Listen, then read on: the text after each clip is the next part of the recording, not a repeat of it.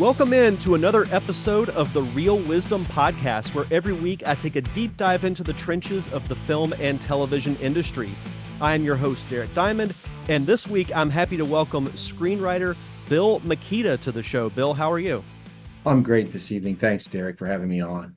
Yeah, absolutely. And this interview kind of came up out of the blue. I got an email from your publicist and was just kind of reading your story.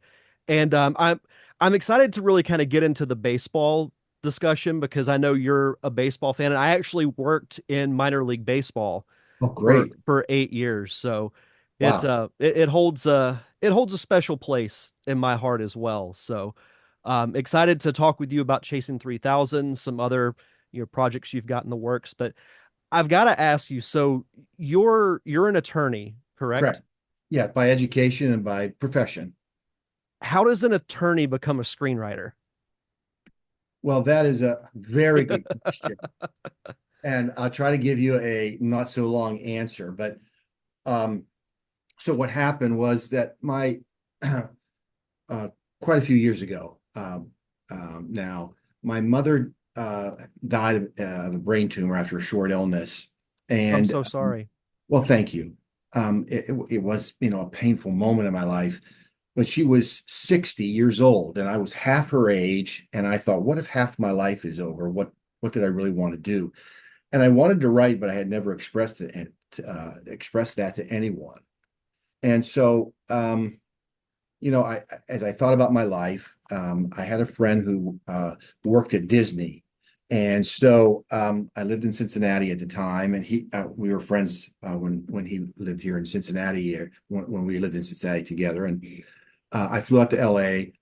and he introduced me to a few producers, and one of them was Barry Bernardi. He's a big time producer, a lot of credits. I think his wife's from Cincinnati, actually. Um, and he said, well, there's two ways to get into the business. One is to be a gopher and start at the bottom, work your way up. And I thought, well, I'm 30 years old. I have a pregnant wife and two daughters. I hope, option B is better than that. And he said, you have something that we want and we will pay you for it. And so I drove around LA the rest of the day and I thought, what did I have that no one else had? And I had this interesting experience growing up. I have a disabled brother, Steve, who grew up with a form of muscular dystrophy called spinal muscular atrophy. And we were very close growing up. And so I thought, what if I wrote a story about my brother and me? And so at the time, I bought books about how to write a screenplay. And I wrote a very autobiographical story. And it wasn't very good, to be quite honest with you. It was crudely written, but it was good enough that I got some attention. And one producer almost purchased it for an after school special at the time in the 1980s. There was, I think, ABC after school specials. And it's interesting. He said to me, the only reason I'm talking to you, Bill, is I feel your passion for this story. And that was something that would be sort of a benchmark, really, in my life as a writer then. And even though I was rejected, it gave me confidence and encouragement to keep writing. So I wrote two or three additional screenplays, trying to get better as a writer. And then what I did is I went back to my original story about two brothers, and I developed this hook about the boys going to go see Roberto Clemente get his 3000 hit. And that's when I wrote Chasing 3000. And so over a course of actually, it was a long time. I mean, by the time I wrote Chasing 3000, I'd already spent 12, 15 years as a writer, trying to, sell a screenplay and experiencing rejection and developing contacts. And that's how I got into screenwriting. Well, and props to you for your dedication to that because 12 to 15 years is a long time. I know time goes by so fast these days, but still, that's a long time to really like pursue something. And a lot of people spend, just as much time or even longer trying to pursue something like that. And I think in addition to your passion, when you look at movies and some of the concepts might be a little outlandish sometimes, or there's some kind of twist or whatever the case may be, we all look for something, whether we're filmmakers or we're just movie buffs. We're looking for something that has that human connection. Right. And you telling the story of your brother traveling from, and I love the movie, by the way. I watched it earlier today, and it really tells a beautiful story, and I'm excited to really kind of get into the nuts and bolts of it. But at its core, it has great characters and a great story that you can relate to. Well, thanks. Yeah, it does. It and you're right, life is I gave my I gave myself 5 years to become a screenwriter. And when that 5 years came up, I gave myself another 5 years. You know, and then I gave myself another 5 years. I just, in life you learn. At my age, as I talk to younger people who want to do anything, sometimes giving up is the very worst thing that denies you that success, right? Sometimes success is just right around the corner. And so with me, what happened was I wrote Chasing 3000, and no one told me they didn't like the screenplay, but I was getting feedback that it was too small. And as a screenwriter, I learned that meant that it may not be appealing to enough people. It may be a little too intimate of a story. And I met a young actor writer named Chris D'Annunzio, and Chris really liked the story. And he said, Bill, I think your story needs to be bigger. And uh, and so he and we locked ourselves in a room on the Warner Brothers lot, and over a Fourth of July, a long Fourth of July weekend, we rewrote Chasing 3000, creating a bigger story and making the stakes higher. And that's what you see on the screen. So that draft became essentially the movie, where the boys' trip now became an adventure over across country over a 3 day period, right? So we put the boys on a clock and we put the audience on a clock. And right, we build the tension and the stakes. Are the boys going to get there to see this hit? And that was something I learned as a screenwriter, that if you're going to write something, you have to write. For me, at least, I learned you're going to have to write a story that appeals to people, and also I learned to get distribution.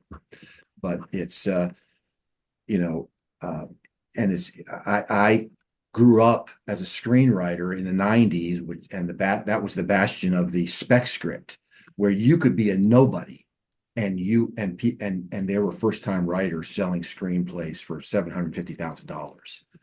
And so I did have my uh, uh, I guess I Hollywood at that time had more of an open door policy and I was able to meet and get to know directors by getting my script to them.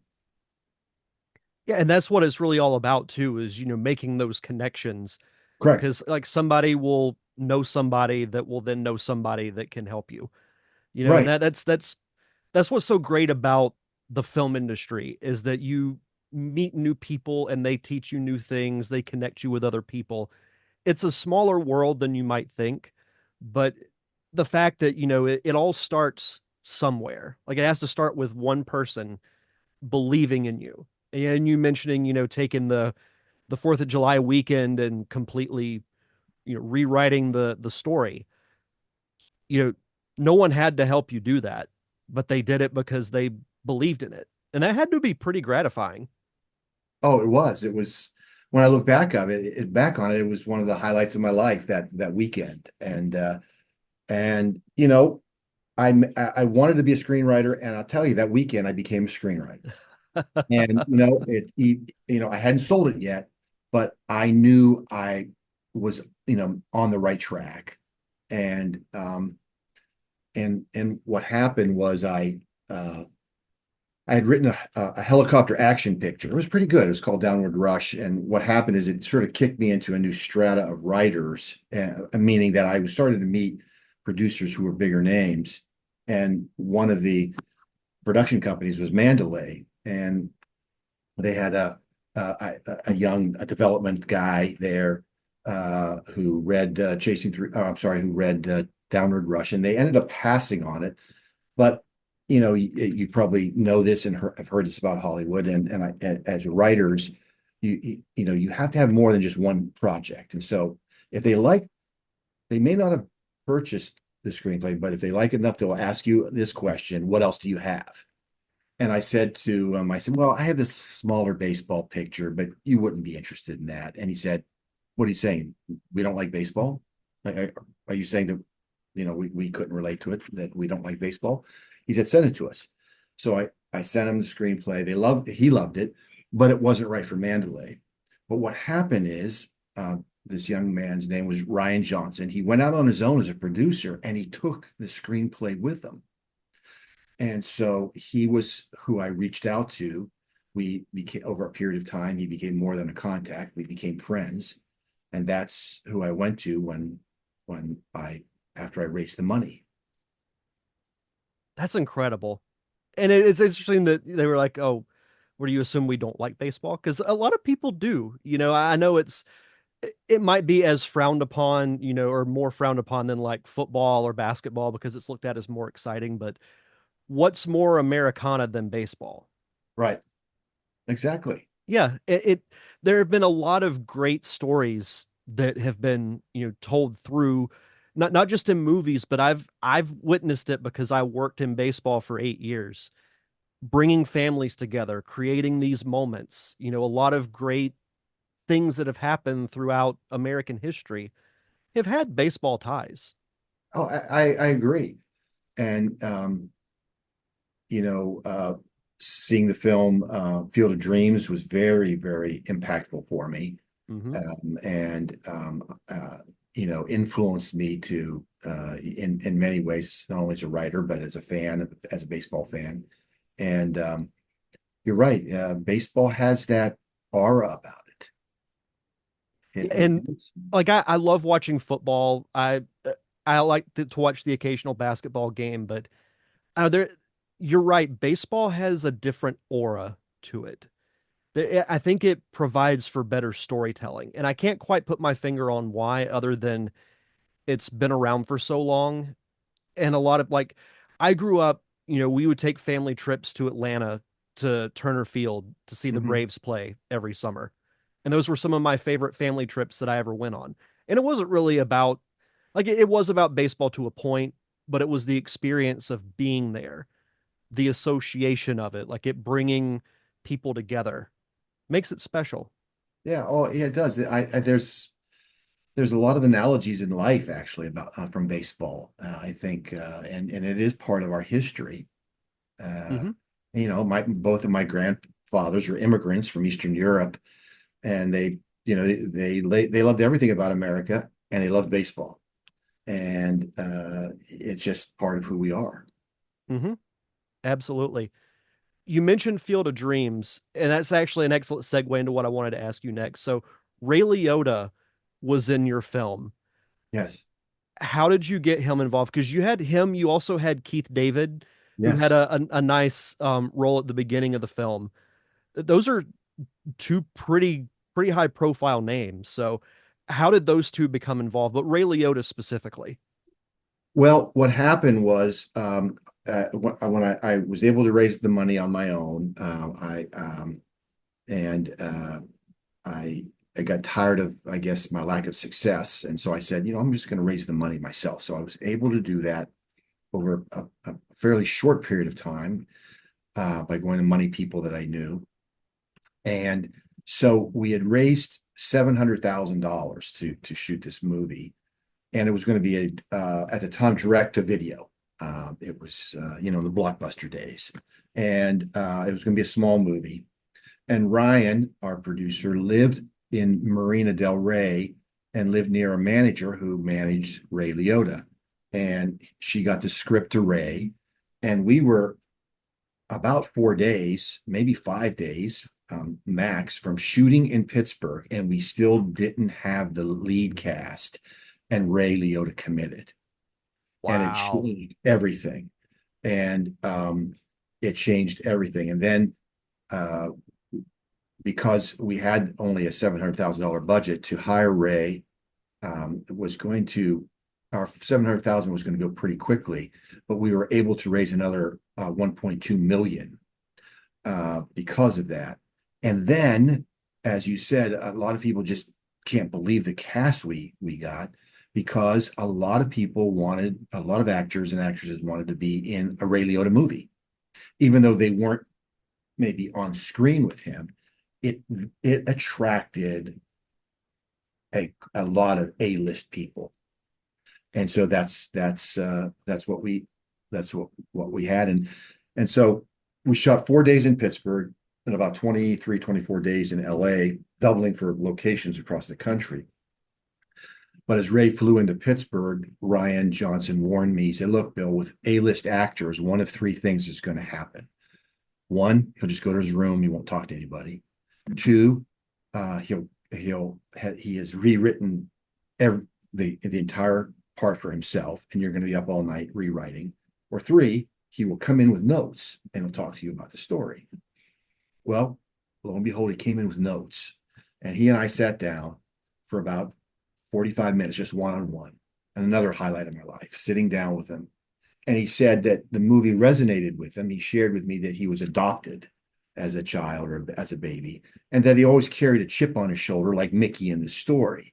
And so the story resonated with him. And he also shared with me at the time his daughter's now is, I think she's in her 20s. She may be older than that, but at the time she was a little girl, and he said, I wanted to make a movie that my daughter can go see. And so he came in with notes, and the director and I incorporated those notes, trying to make a few of the scenes better from his perspective. And it was an incredible experience to have him. That's pretty incredible that it resonated with him. And you probably would have never expected, a month or 2 months before that even happened, that you could even think you could get someone like a Ray Liotta. Because No, it was surreal. between Field of Dreams, you also had Goodfellas, which was a huge hit. So Ray Liotta was a pretty big deal, back in the day. He's one of those actors that when you see him on screen or you see that he's in the movie, you're going to pay attention to it because that's the Absolutely. reputation that he has. So it was great to actually see him in that kind of role, because a lot of times, he plays kind of a villainous type of character. So to see him in that kind of role was really cool. Yeah, and he and Keith David knew each other from a previous film, and so that scene really worked well. And then uh, we were able to cast, and it was a late cast for us to get a Jay Carnes, who plays the younger brother role. And he had known Jay from something else as well, and they got along. And so it worked out. It's just one of those things. It's just kind of serendipitous. It just worked out. How is your time on set? So like whenever the shooting is actually starting, were you able to be on set for the first day? Oh yes. Yeah, How was the experience?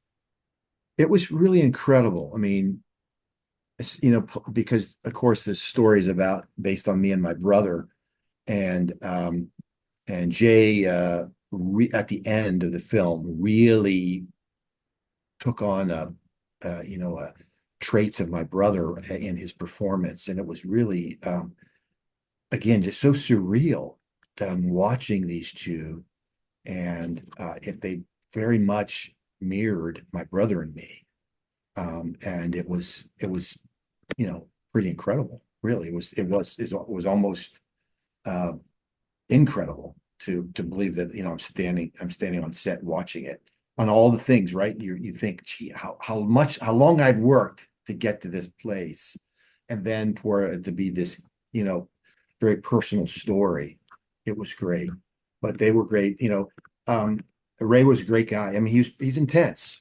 He plays intense characters. He's an intense guy, but he was very professional, and we couldn't have made the film without him, really. There's something to be said about stepping on a film set for the first time, if it's first time period, or like if you've done it before and you do another project and you step on set for the first day. It's kind of like the first day of summer camp. You show up and you see the grips setting up the stands and the lights. You see the cinematographer getting the camera out. That's when it really, like, it feels real. There's no other feeling like it. No, you're right. It does, and to feel that there is a magic about it, and I certainly felt that. Do you have a particular favorite memory from the set of Chasing 3000?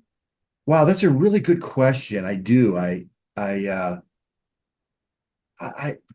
someone else asked me that question quite a long time ago, and it wasn't my favorite scene when I wrote it. It wasn't my favorite scene when we shot it, but to when I watched the film and when the boys are in the car with their grandfather, that was really, I mean, to be back in the car with my grandfather was really an incredible and awesome experience, and that probably sticks out more than anything. That was my favorite scene.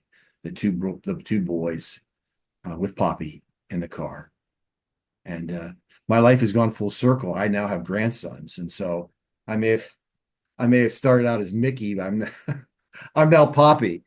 Uh, but anyways, but that was a great experience you know to see it from script to screen. Oh, for sure. And one that, whenever you write it, and I'm sure that the visuals of your grandfather were going through your head writing Correct. it. And then when you see it play on set and on screen, that had to be such a great, like, surreal feeling, Yeah. almost Oh, like you're stepping back into the past. yeah. No, it was. It felt it had that feel, and yeah, I probably it was odd because it wasn't something that grabbed me when I wrote it or when we shot it, but I got really emotional when I saw it on the screen. And the two boys played by um, Trevor Morgan and Rory Culkin, they were best friends in real life, and so I think it uh, they projected that on screen. It was very important, right, and to the story that you, as anyone who was viewing this movie, would believe that these two were brothers, and I think they did that. You believe these two boys are brothers. For sure. And I'm an only child, but I know a lot of, my friends have brothers or siblings.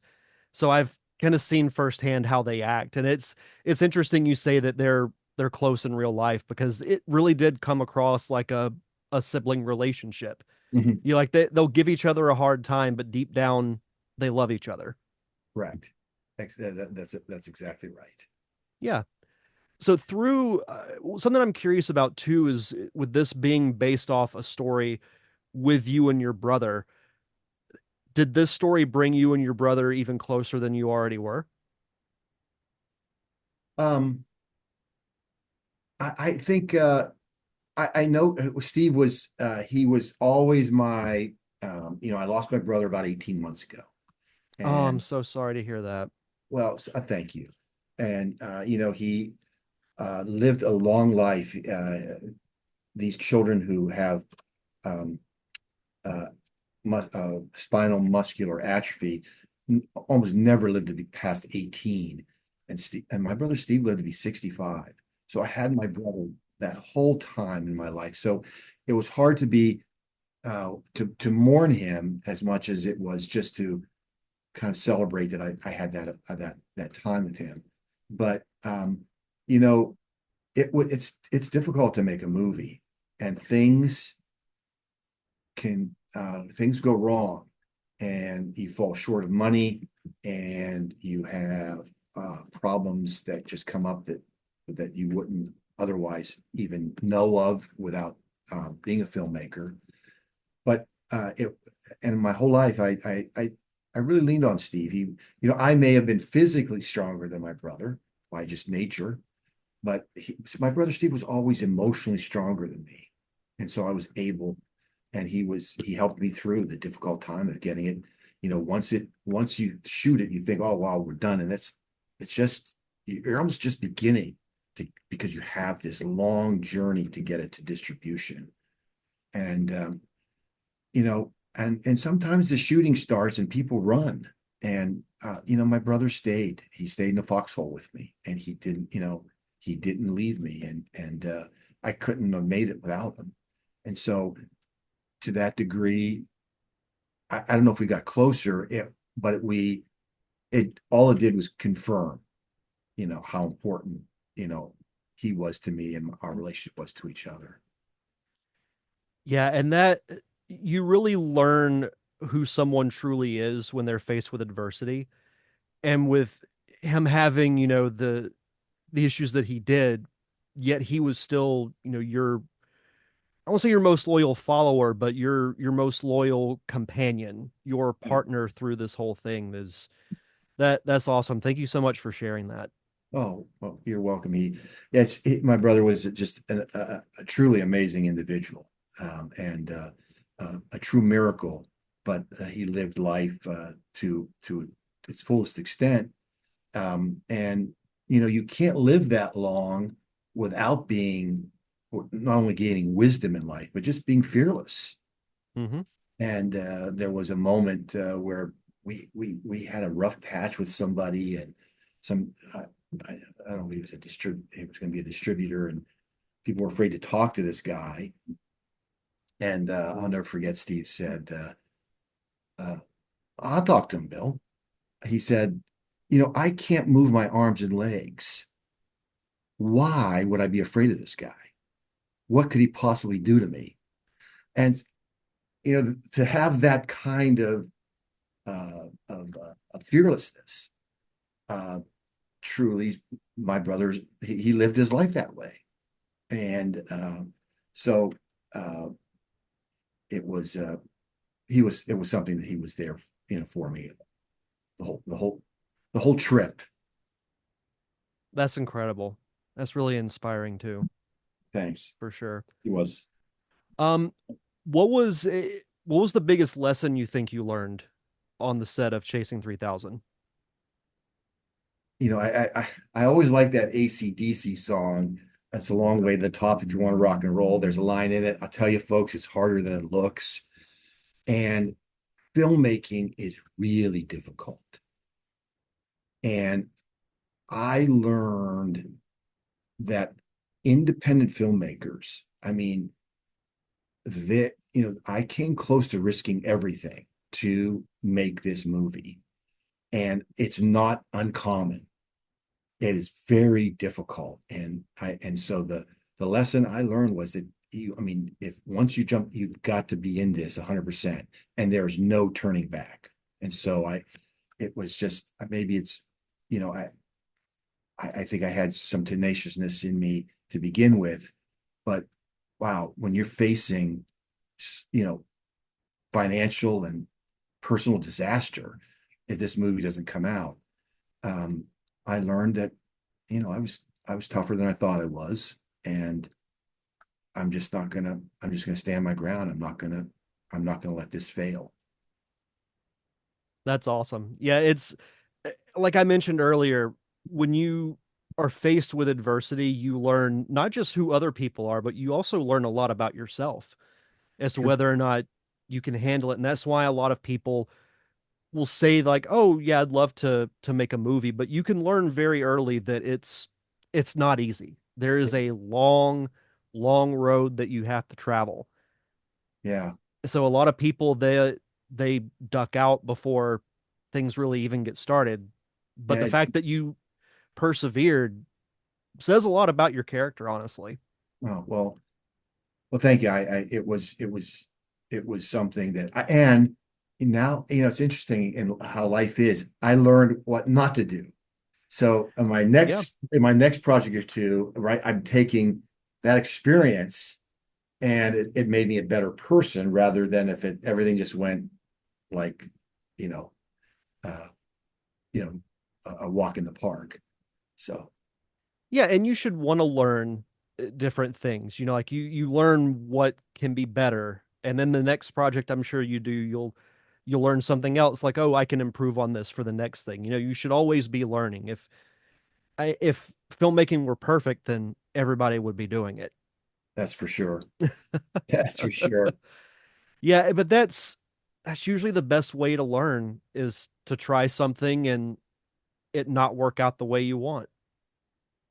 Yeah, life, right. Life is that way. I mean, you're going to experience, failure and you can't give up. I mean, you know, people's lives and some of the most inspirational people experienced a lot of setbacks. In sports, sometimes the greatest teams that we talk about experienced incredible upheaval during the season, right? And it brought them together and made them so they didn't go undefeated and just swept everyone. They went through this really difficult period during the season and they bonded as a team and they became champions, really because of that adversity, not because of anything else. And so, yeah, adversity helps to, I guess, hone us. Yeah, and that I think baseball is the perfect comparison to that because you look at a lot of the teams that have won the World Series, they'll go through some trouble. They start to figure it out towards the end of the season. They get in the playoffs and it clicks at just the right time. Right. And more often than not, those that, don't lose that many games, they'll get bounced either early in the playoffs or they'll lose in the World Series. So Yeah. I think adversity hardens us and makes us better Oh, as human absolutely. beings. Yeah. And you see it maybe you're right in like basketball or football. You see undefeated teams that the other team just they crush. And the other team's afraid of them. And then all of a sudden they come up against a team that they figuratively punch in the mouth, but the team doesn't back down. And it's like jarring to them. Wait a minute. These guys aren't afraid of us. These guys actually think they can beat us. And then sometimes that undefeated team is in for a real shock because they haven't been tested Mm-hmm. during that's right. And it's just life is a test. No, that should be on a shirt.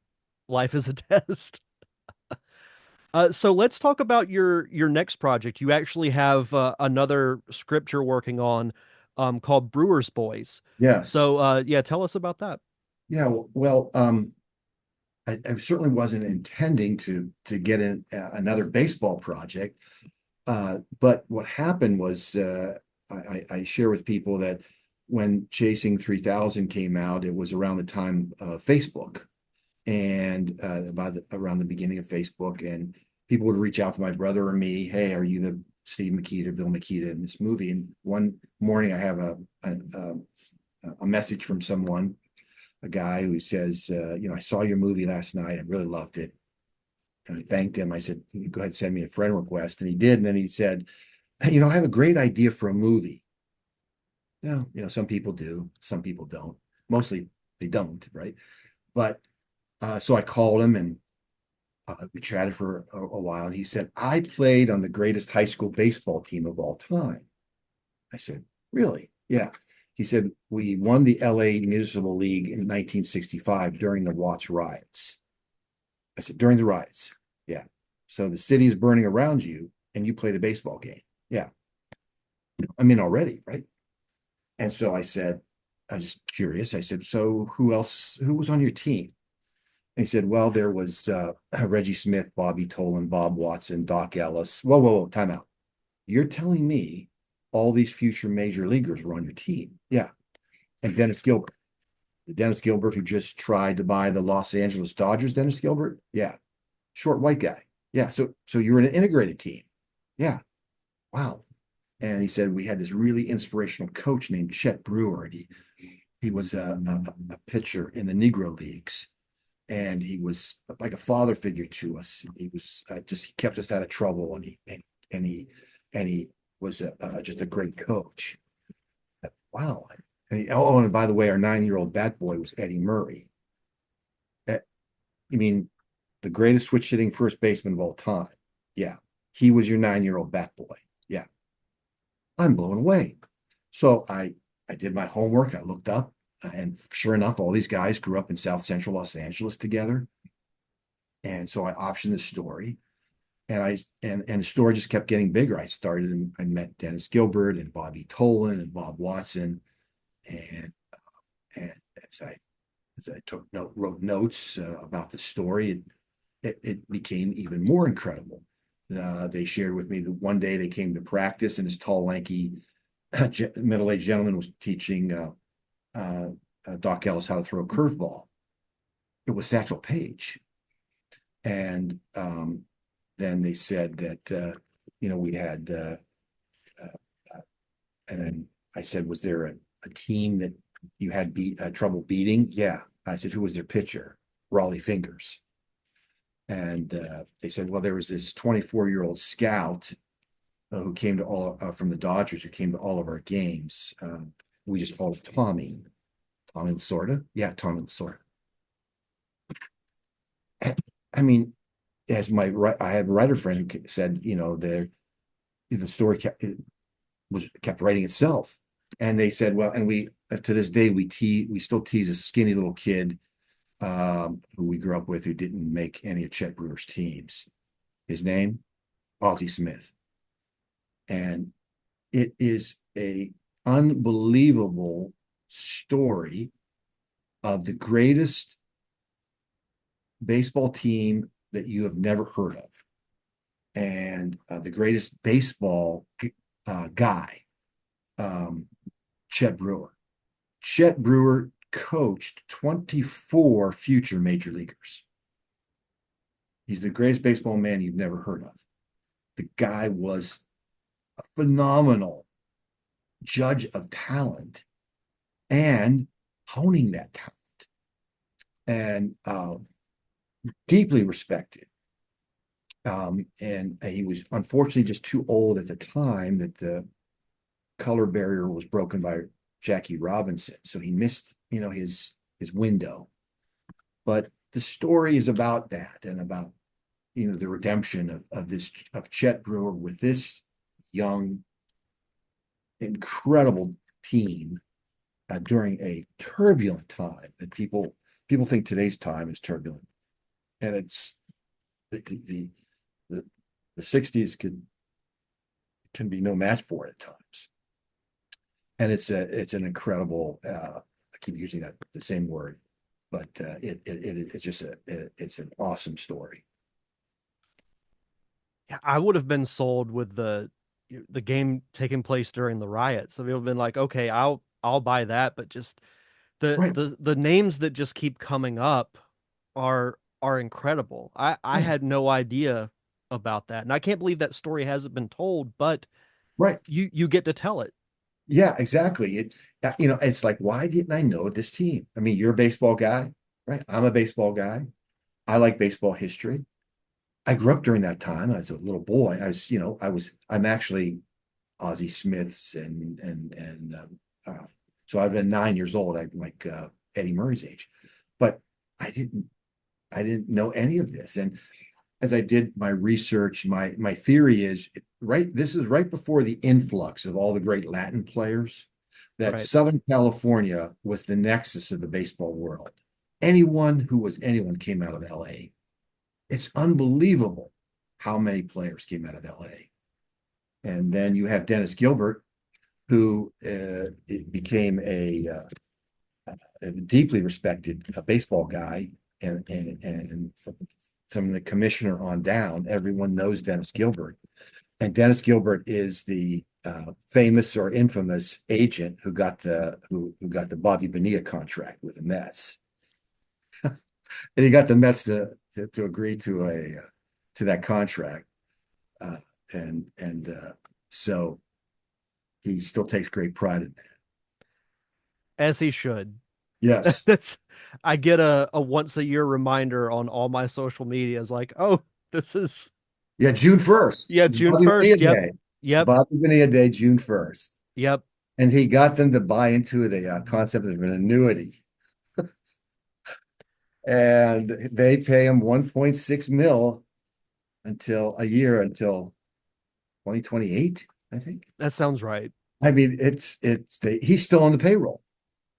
The Mets are in the playoffs, and if you look down the list, if they were published it on that payroll, Bobby Bonilla. Some of us play checkers and some of us play chess. Well, that is a correct. That's a good expression, and it does it says a lot about Dennis Gilbert. Oh, But 100%. and they're great guys. And to your point about baseball and closeness, and these guys are still close friends. Almost when they get together, they're almost like teenagers. That they bond. This team bonded for life, and these guys went on to do great things in the major leagues, and they still know each other and spend time with each other and respect each other. And Chet Brewer is uh, really deserves to be in the Hall of Fame. And one of my goals is to make this movie and to get some sort of groundswell to get him into the Hall of Fame. That would be awesome. Yeah. That'd be so good. So, as we start to wrap up here, do you have a website or social media that you'd like to plug so the viewers and listeners can follow you? Oh, well, I have a Facebook page. I'm on LinkedIn and on Twitter, Bill Mikita. And yeah, please reach out to me and let me know. And yeah, I'd love to hear from you. And if you haven't seen Chasing 3000, I think you'll like the film. And we are trying to get Brewers Boys into production.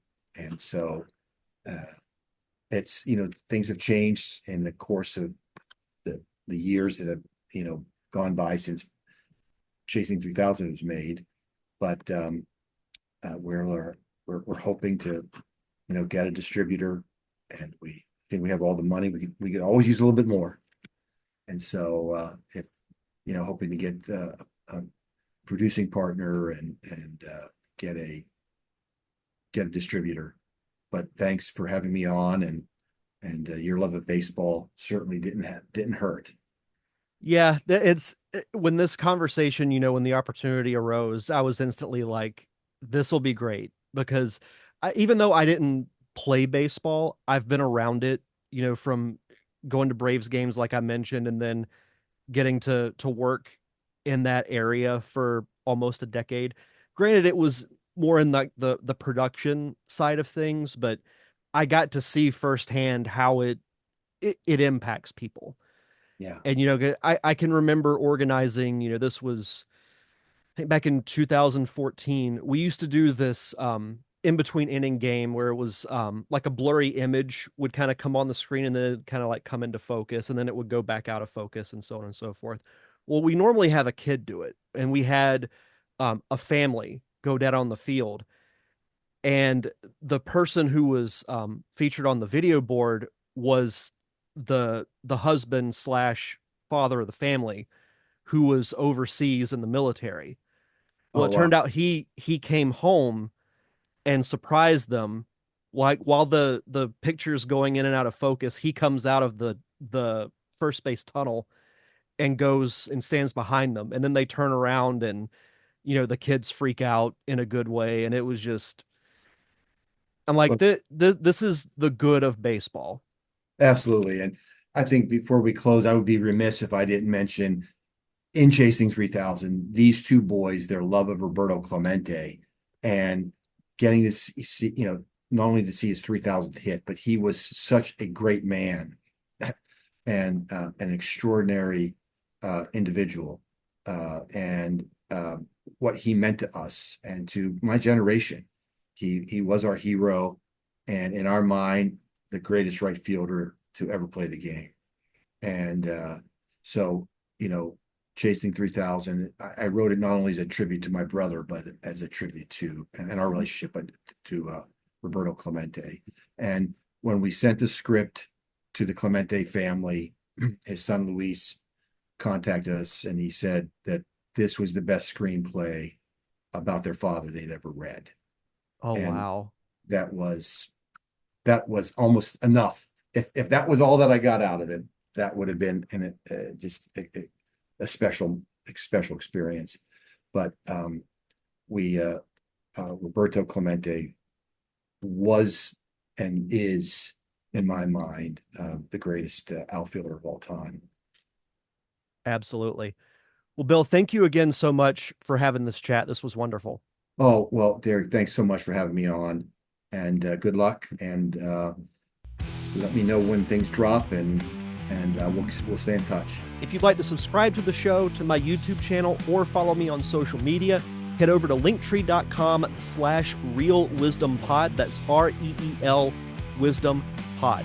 Thank you once again to Bill Mikita, and we'll see you guys back here next Thursday for another awesome episode of Real Wisdom with Derek Diamond.